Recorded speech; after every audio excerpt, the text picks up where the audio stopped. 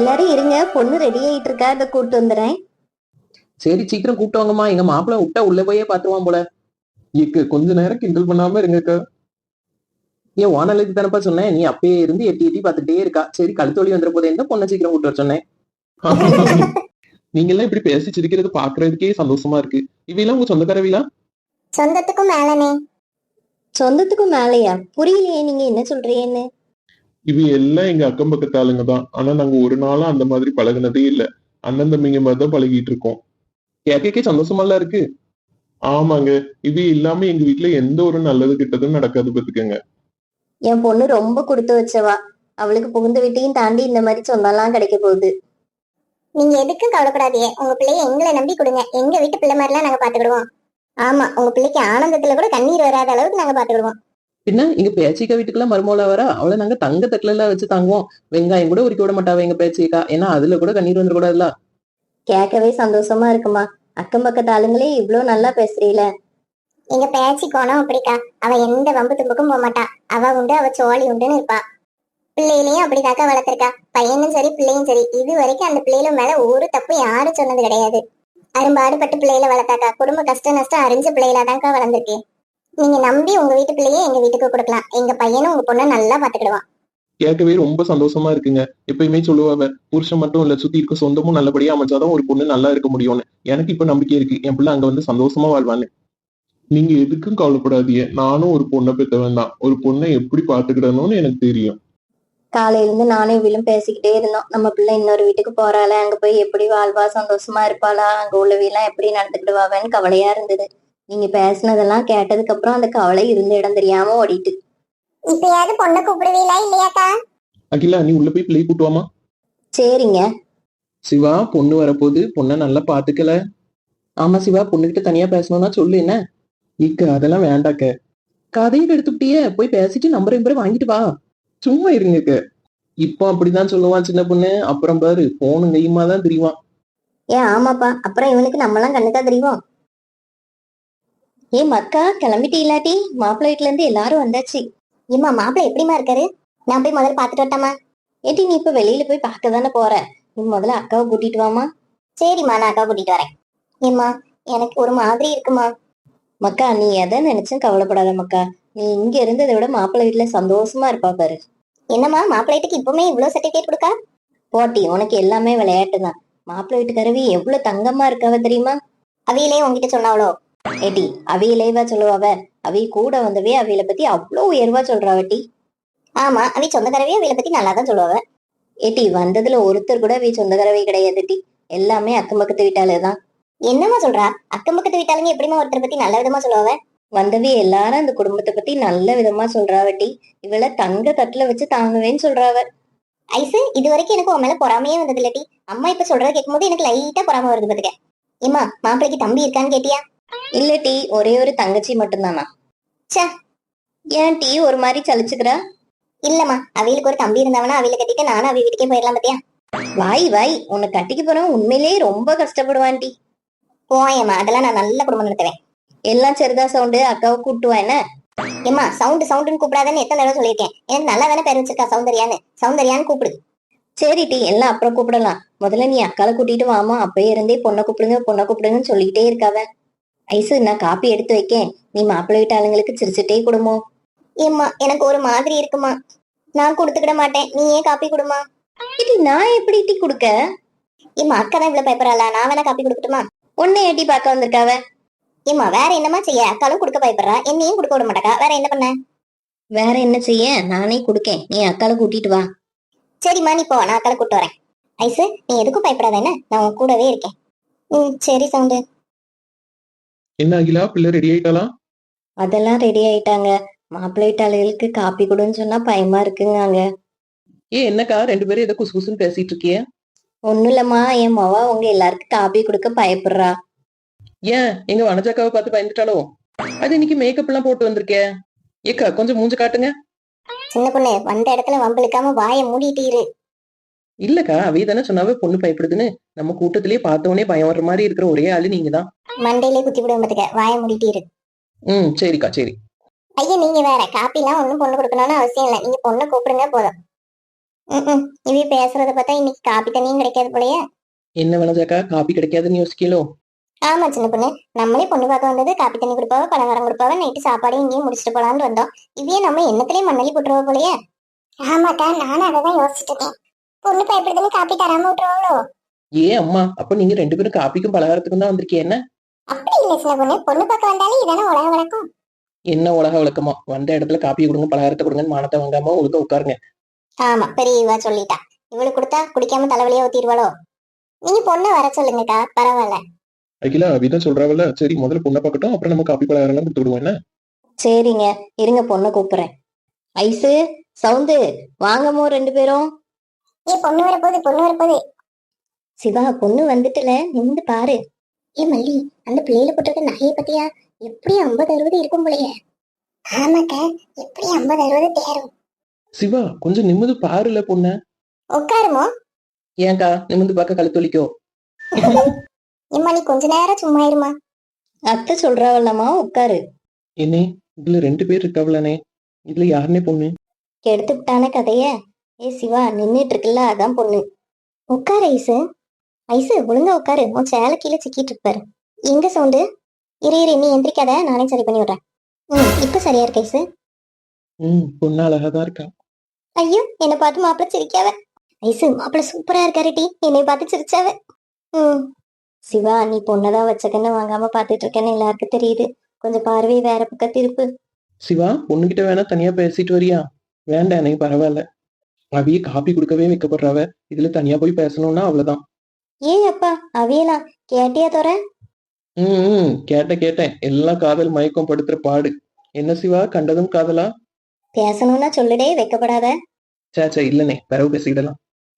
பொண்ணை எல்லாரும் நல்லா பாத்துக்கிடுங்கப்பா. அப்புறம் அங்க போயிட்டு நான் நல்லா பாக்கல, நீ நல்லா பாக்கலான்னு சொல்லக்கூடாது.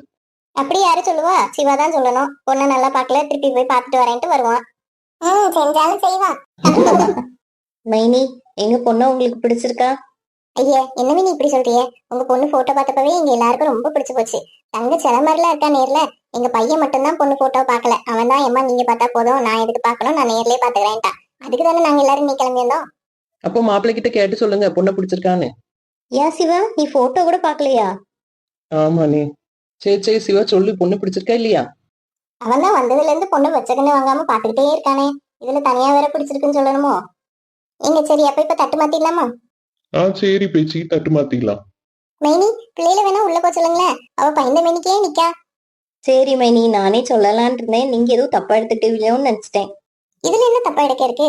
அந்த பிள்ளைக்கு ஒரே பதட்டமா இருக்கும் போல. மல்லி, அந்த பொண்ணு பாத்தியா?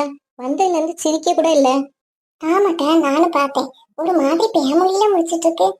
ஒருவேளை கல்யாணத்துல விருப்பம் இல்லையோ? 2 பேரும் வாயை மூடிட்டு இருக்கல, 2 பேர் கொண்டையும் பிடிச்சு தரன்னு இழுத்து வெளியே கொண்டு போய் போட்டுருவேன்.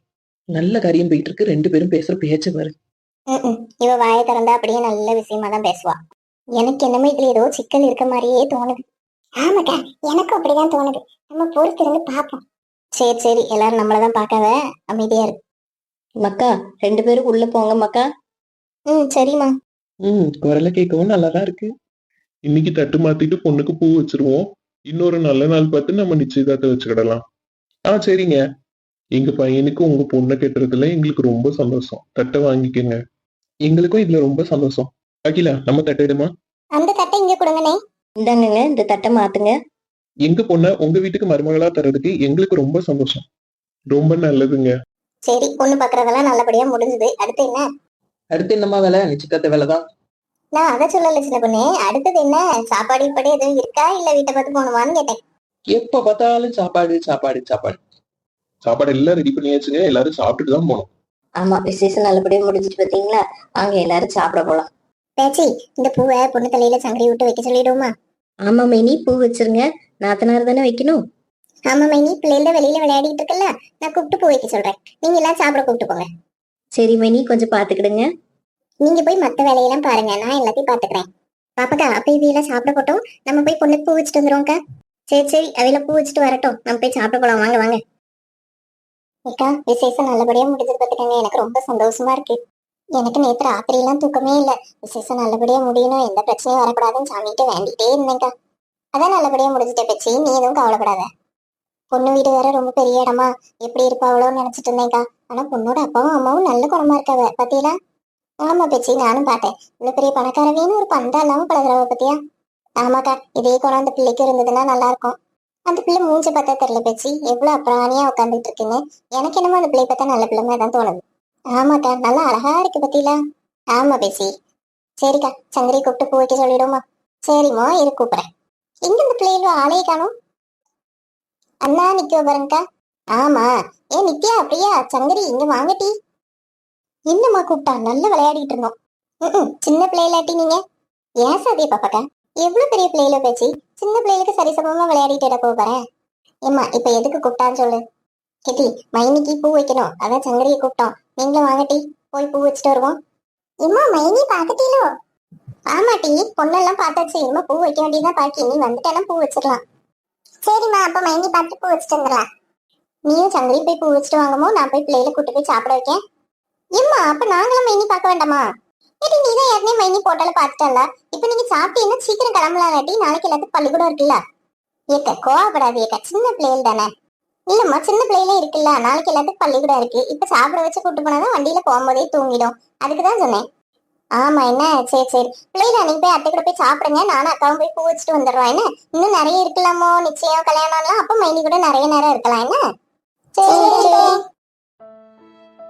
இந்த கல்யாணத்துல நமக்கு விருப்பமான்னு யாருமே கேட்க மாட்டேக்காத. என் அப்பா, என் அம்மா, தங்கச்சின்னு எல்லாரும் சந்தோஷத்தையும் எடுத்துட்டு என்னால எந்த முடிவையும் எடுக்கவும் முடியல. கடவுளே, நான் என்ன பண்றது? ஐசு, எனக்கு எவ்வளவு சந்தோஷமா இருக்குன்னு தெரியுமாட்டி?